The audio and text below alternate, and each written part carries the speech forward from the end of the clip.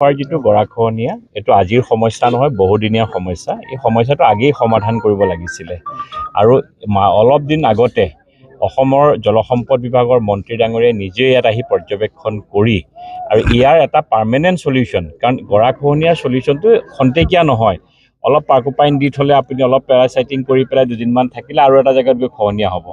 যিহেতু এটা বৃহত্তৰ এৰিয়া আমি বচাব লাগিব, সেইকাৰণে এটা জিঅ' বেগৰ যিটো প্ৰটেকশ্যন আমাৰ যিটো কৰিব লাগিব, সেই প্ৰটেকশ্যনৰ কামটো আৰম্ভ কৰিবৰ কাৰণে আজি মই ৰাইজে কোৱাৰ কাৰণে মই চাবলৈ আহিলোঁ। ৰাইজে দুখত আছে আৰু ইয়াতে ৰাইজে নিজাববীয়াকৈ পইচা উঠাই ৰাইজে কাম আৰম্ভ কৰিছে। কোনোবাই 20,000, কোনোবাই 10,000 এনেকৈ পইচা উঠাই আৰম্ভ কৰিছে। আৰু চবতকৈ ডাঙৰ কথা, ইয়াৰ বিধায়কজনে তেওঁ ৰাইজৰ লগত অকণমান কিঞ্চিতো তেওঁলোকে সহযোগো কৰা নাই, কিন্তু ৰাইজে নিজৰভাৱে কৈছে। সেইকাৰণে ময়ো ৰাইজক আজি সহযোগ কৰিছোঁ। মোৰ ব্যক্তিগত পুঁজিৰ পৰা মই 50,000 টকা তেখেতসকলক দিছোঁ যে অলপ বাঁহ চাহ কৰি ধুনীয়াকৈ কৰক।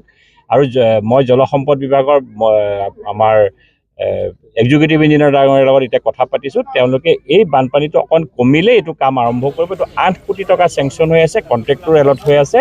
অতি শীঘ্ৰে লাওখোৱাৰ ভোৰবন্ধা আমাৰ বগামুখৰ এই অঞ্চলৰ ৰাইজ বানমুক্ত হ'ব, গৰাখহনীয়াৰ পৰা মুক্ত হ'ব।